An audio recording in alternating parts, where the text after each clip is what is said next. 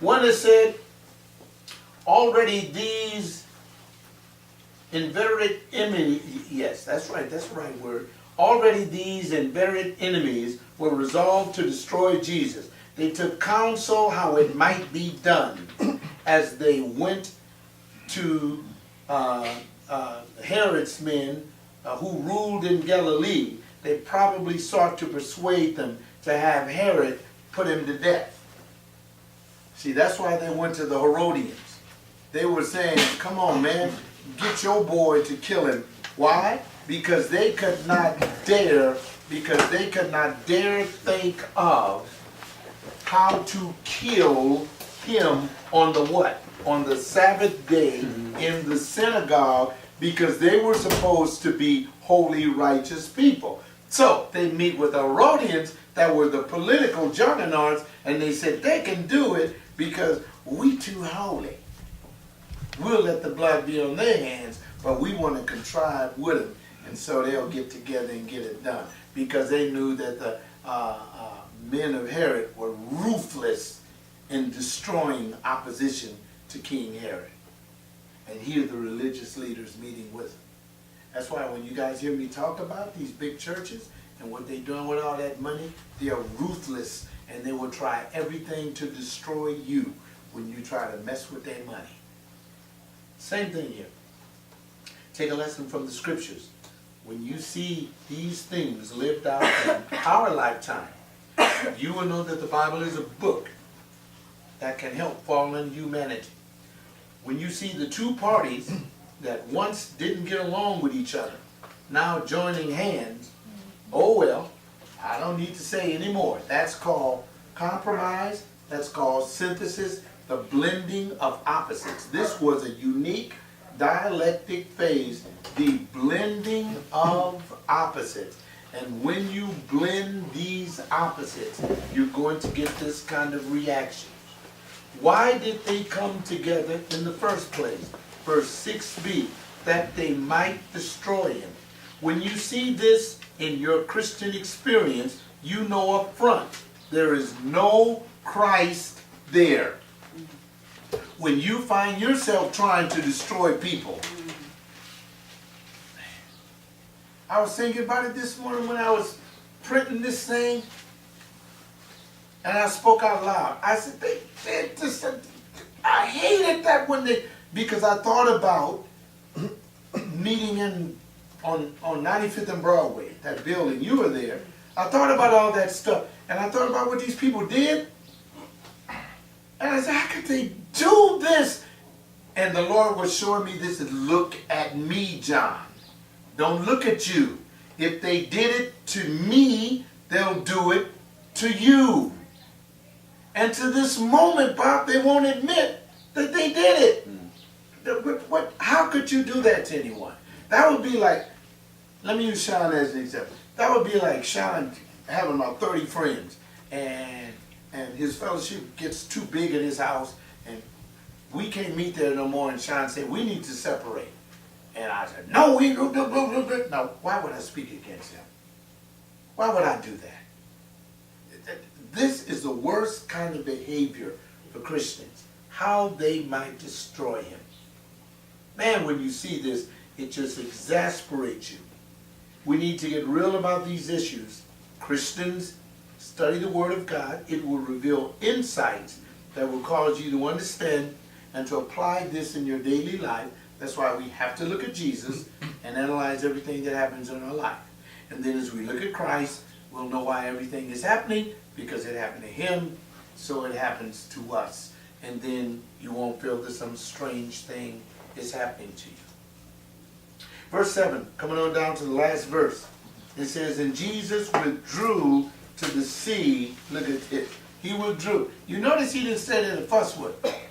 He didn't stay there to try to back up his claim. He didn't stay there to try to claim what was his. He withdrew to the sea with his disciples. See, the people that believed in him.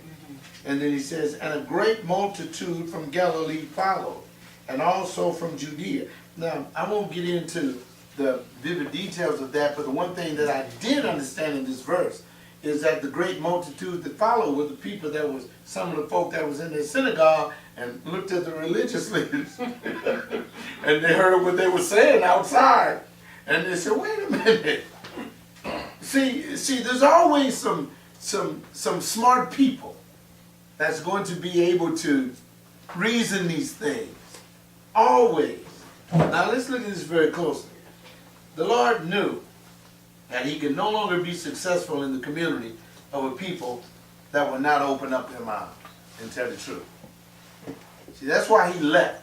He didn't leave because he hated them. He knew that if somebody wouldn't answer the question, and this is very true for us Christians, because if we ever find ourselves not able to answer the question, don't think that the Lord is with you. He's going to withdraw from you. Because he's going to say, come on, John. Like he said to me, come on, PJ. I'm tired, Lord. Come on, PJ. You going to continue? Garland called me last night and said, you working on the message? I said, man, I'm looking at some. I said, you know, the message is working me. See, I don't know why the Lord had my elder call me last night. You ready? No, she working me. See, I'm looking at, should have seen me just walking around. I couldn't grade the papers in the college, right? Couldn't do nothing. Because I'm thinking again, how do I get out of this melee of foolishness that people aren't going to get right? They're never going to get right. How often do I put up with it? I'm tired of it. Yes, it's easy for you to say, yeah, to the end. Hey, no, I can say this to the end. That is. All right. But when I look at that, and then I see Jesus withdrawing himself, I said, oh, he couldn't be around people that wouldn't own up to it. Now, the lesson that I get out of this grade, regardless of who the people are, if they will not own up to it, I got to withdraw myself from that. Because I got to be at peace with the Jesus people. I can't be at peace with people that won't do that. Now this is beautiful, beautiful. He goes to another place in order that he may have the freedom to teach and to preach a kingdom that would produce fruit. Now, we stay in Mark and look at Mark chapter 3 verses 8 through 12. And we can see what he did. Stay there. And from Jerusalem, and from Idumea, and beyond Jordan, and the vicinity of Tyre and Sidon. Look at this. He's moving, and he's preaching, and he's teaching. So you don't stay in one place if they don't want to hear you. I also gain from this when I think about, look what they did to me, Bob. You keep moving, keep preaching, keep teaching. Christianity, you don't stop because you get stabbed. You just keep doing it. And then it says, a great multitude heard of all that he was doing and came to him. And he told his disciples that a boat should stand ready for him because of the multitude, in order that they might not crowd him. For he had healed many. And remember, this healing started in the synagogue. For he had healed many, and as a result of all those who had had afflictions, pressed about him in order to touch him. Now the Pharisee heard about this. In verse 11.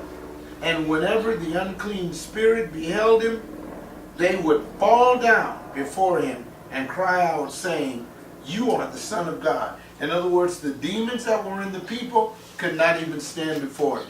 And he earnestly warned them not to make him known. Now, it's time for you to talk back to PJ.